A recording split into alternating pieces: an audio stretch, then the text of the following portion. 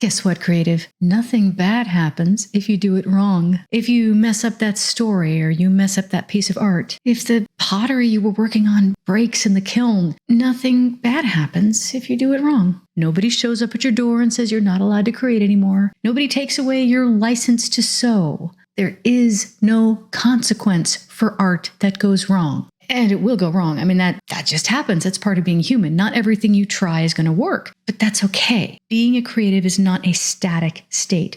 It involves constantly moving, growing, changing. Art that goes wrong is just part of the process. It's the same way as learning to cook, and sometimes you burn things, or a child learning to walk, they trip and fall down. Learning to ride a bike, you're not going to get that right immediately. And there is no consequence when your art doesn't work. So what should you do when it doesn't work? Try to figure out why it didn't work so you don't make the same mistakes.